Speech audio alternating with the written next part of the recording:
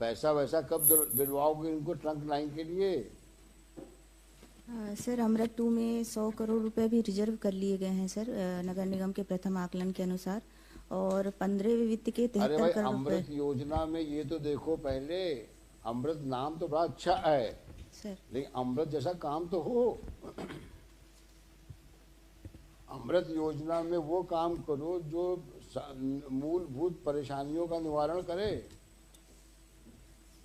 अमृत योजना में पेवमेंट बना करके और बिजली के खंभे लगा करके कोने में, और उसमें ऑर्नामेंटल लाइट लगा करके तो काम नहीं चलेगा। मूलभूत सुविधाएं तो हों पहले। सर तो क्या आप मतलब हम तो आपसे क्या सवाल पूछें आपसे, क्योंकि आपने तो काफ़ी मोटा अच्छा हलफनामा दिया है, इसमें आप हमें क्या बताना चाहेंगी आप? सर जो मैंने एफिडेविट में रिप्लाई दिया है सर, मैंने उसी की तो तैयारी वही की सर। तो मैं आपसे पूछ रहा हूँ, एफिडेविट में कुछ पढ़ा वढ़ा है एफिडेविट को? सर तो वही तो पूछ रहा हूँ आपसे कि एफिडेविट में किस परिप्रेक्ष्य में आपने क्या क्या दिया हुआ है। इनसे बात तो हो गई हमारी, जहाँ सर। तक सीवेज लाइन के बारे में है। सर इसके बाद गवर्नमेंट का आगे क्या रुख है रिगार्डिंग ट्रंक लाइन? सर ये डीपीआर जब बन जाएगी सर, उसके हाँ। बाद में वित्त 100 करोड़ के अतिरिक्त जो राशि है सर, वो वित्त विभाग से मांग की जाएगी। 100 करोड़ तो नहीं है, 500 करोड़ मांग रहे हैं। तो सर 100 करोड़ रिजर्व कर लिए गए हैं सर, और वो किस बाबत के रिजर्व किए गए हैं आप? यही सर अमृत 2 जिसकी डीपीआर तैयार कर रही है नगर अरे निगम। अमृत 2 में क्या है? सर सीवरेज है सर, और वाटर सप्लाई। अमृत 2 में सीवरेज हो जाएगा 100 करोड़ में? सर 100 करोड़ में नहीं होगा सर, मैंने निवेदन किया कि सर अभी 100 करोड़ रुपए रिजर्व किए हैं, जब डीपीआर पूरी कंप्लीट हो जाएगी सर, तब अतिरिक्त राशि तो की ये मांग। 100 करोड़ रुपए किस पर्पस के लिए किया आप? सर अमृत 2 के लिए सर, सीवरेज उसमें इंक्लूडेड है सर। अरे भगवान, अमृत में क्या क्या है? सर मैं बताऊं सर, सर अमृत क्या क्या अमृत में है? सर नगर निगम को अमृत में 812 करोड़ रिजर्व है सर, उसमें से बाकी पानी के लिए है सर 100 करोड़ रुपए जो है वो सीवेज के लिए, बाकी सीवेज में किस पर्पस है? ट्रंक लाइन के लिए कि सीवेज लाइन के, किसके लिए है? सर सर्वे के मुताबिक जिस भी लाइन की आवश्यकता होगी सर, उस अनुसार राशि वो नगर निगम खर्च कर सकेगी सर। तो सर्वे हुआ कि नहीं हुआ अभी तक? सर जैसा कि माननीय न्यायालय के समक्ष 40 दिन का समय नगर निगम द्वारा चाहा गया था सर, उसमें 9 दिन में 13 किलोमीटर का सर्वे हो गया है सर, अभी बाकी होना इन्होंने शेष है। 40 दिन का समय तो नहीं मांगा था हमसे? सर मांगा था सर। वो तो डीपीआर के लिए कहा था, वो तो यहाँ से रिपोर्ट बन के जा चुकी है। सर प्रथम इन्होंने जो डीपीआर बना के भेजा है, तो क्या बिना सर्वे के भेज दिया क्या? सर वो प्रथम आकलन रिपोर्ट थी सर, तो और कितनी आकलन की रिपोर्ट होती है भाई? सर आपने कोर्ट में स्टेटमेंट दिया, हमारे यहाँ डीपीआर चला गया, और जो स्टेट लेवल का ऑफिसर आया था वो बोलता है अभी डीपीआर में फिर से उस कमेटी बैठ रही है, एक्सपर्ट्स कमेटी, वो उस पर एग्जामिन कर रही है, उसके लिए 2 महीना समय चाहिए, 3 महीना समय चाहिए। अब आप बोल रही है अभी डीपीआर प्राथमिक आकलन है। ये कौन सी बातचीत हुई भाई? क्या आपके यहाँ पे कोई कंसिस्टेंसी नहीं है? कितनी बार डीपीआर बनाओगे? एक अफसर आके बोलता है डीपीआर चला गया भोपाल, अब आप आई हैं, आपने कहा साहब अभी तो डीपीआर जो है वो प्राथमिक आकलन का है। कितने आकलन होंगे और किन चीज़ों का आकलन होगा भाई? आपने जो डीपीआर किया उसको देखा आपने? सर अभी डीपीआर नहीं बनी है सर। तो ये स्टेटमेंट किसी कोर्ट में आया था, डीपीआर बनी तो भोपाल चला गया। आप भी देखा उनका हलफनामा कहाँ है? उसका हलफनामा कहाँ है? वो जो देश राज कौन है, वो एडवोकेट कमिश्नर क्या है वो? पढ़िए उनका एफिडेविट पढ़िए, क्या लिखा उन्होंने?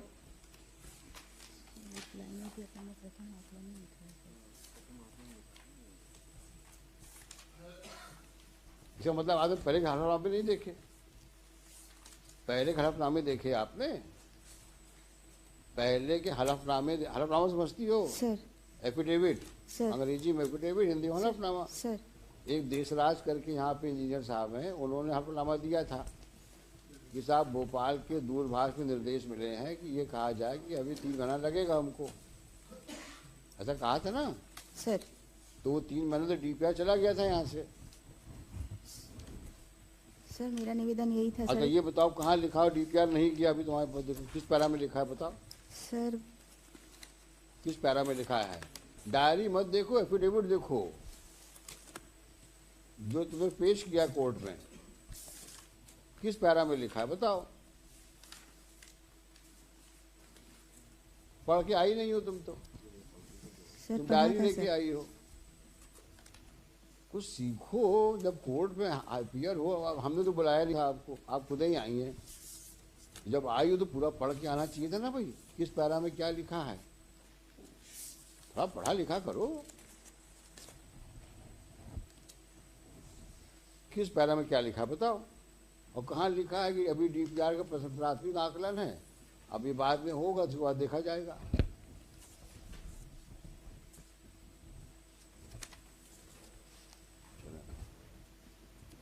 आप उसको शालीनता से पढ़ लो, सर क्या क्या लिख के समझो।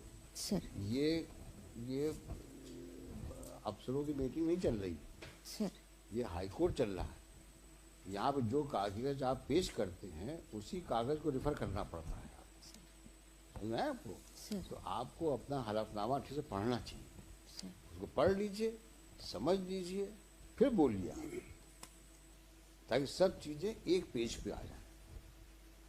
आप समझ रही ये बात को? सर आप पढ़ लो उसको, हम आपको टाइम फिर देते हैं पढ़ने के लिए।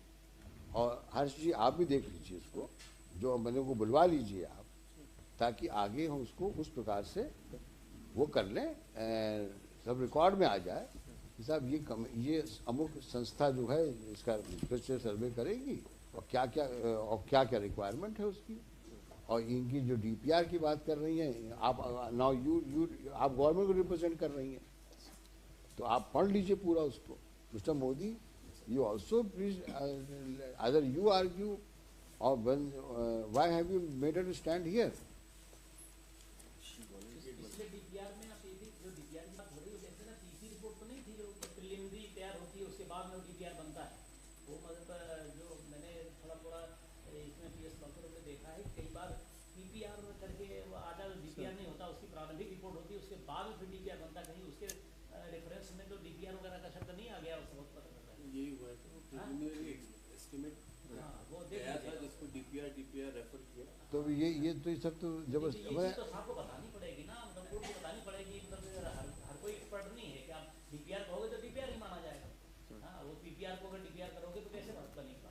अब आप भी लोग वहाँ पे अपभ्रंश हो रहा है आपके शब्दों में, तो उसमें हम लोग कहाँ से मतलब हमारे टाइम आप वेस्ट कर रहे हो अपनी बात का इस प्रकार से करके। पीछे जो देवराज जी का था समझता तो उसमें आप चेक भी कर लीजिएगा, है ना, क्या बात आई है सामने, और अगर गलत आया तो बताना पड़ेगा। तो फिर उन्होंने एस्टिमेट करके रेफर किया। अब देखिए ऐसा है, ये सब मत करिए, इसीलिए प्रॉब्लम होती है। आप लोग मजबूर करते हो वो बोलने के लिए। हमने पिछली बार से निवेदन किया था कि आप भी ब्रीफिंग ले लो इनसे। अब आप तो किनारे खड़े हो, मैडम चालू हो गई।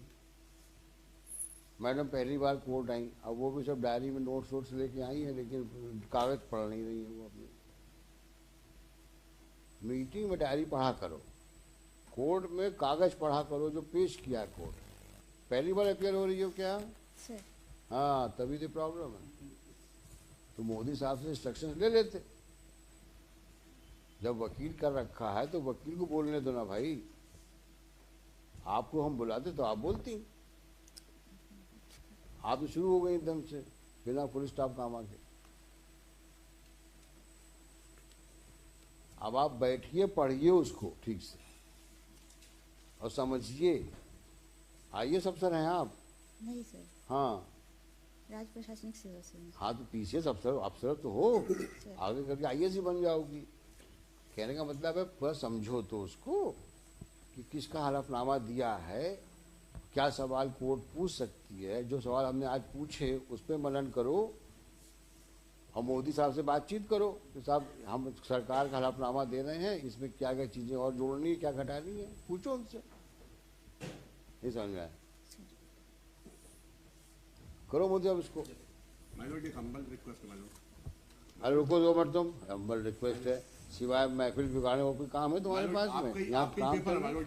रुको, पहले मुझे अफसरों से बात करने दो। ये आप करिए मिस्टर हर्ष, आप वो कंप्लीट करिए उसको पूरा है। और उसका क्या चल रहा है उसका गार्बेज वाले का? उसमें कुछ इम्प्रूवमेंट है? सर गार्बेज वाले में जो आपके इंस्ट्रक्शन थे वो फॉलो हो रहे हैं सर। हाँ। और हमने 2 जगह अप्लाई भी कर दिया सर। गवर्नमेंट से लगातार बात हो रही है। हम नेक्स्ट पेशी में बिल्कुल कॉन्क्रीट सर हम आपको बताने की स्थिति में हैं। तो आप कब की पेशी चाहते हो?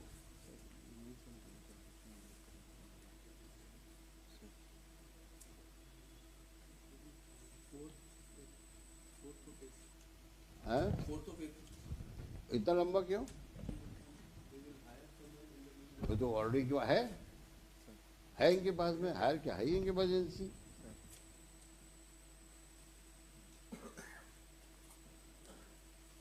इक्कीस अप्रैल 21 मार्च लगा दें। 21 मार्च तक हो जाएगा? नहीं, हम आपको I give you sufficient time. ये पूछ रहा हूँ मैं आपसे। आप अभी जो आओगे वापस। Sir for survey it requires at least 2 months sir. What you instructed sir कि they should be produce before you sir our agency. हाँ, हम उनसे बात तो करें, समझे क्या करेंगे सर। तो फिर 21 क्यों लगाते हैं? 14 लगा देते हैं, उसके लिए बुला रही है उनको।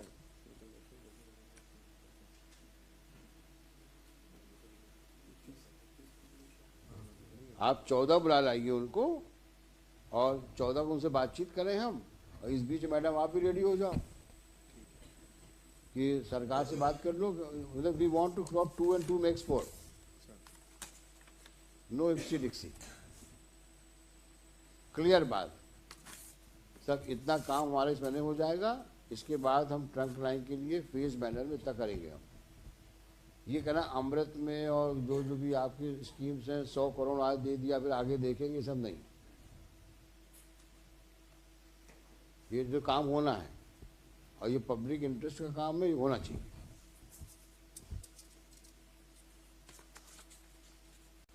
Mister Modi, please explain her and come back on 14th। Alright, ठीक है? 14 तारीख ठीक है? हैं? ठीक। और उसका भी अपडेट दे दीजिएगा जो गार्बेज का आप बोल रहे हो, वो जो गार्बेज कलेक्शन का है उसमें कितनी कितनी एडिशनल चीज़ें आपको मिलेंगी, क्या whatever you want to do.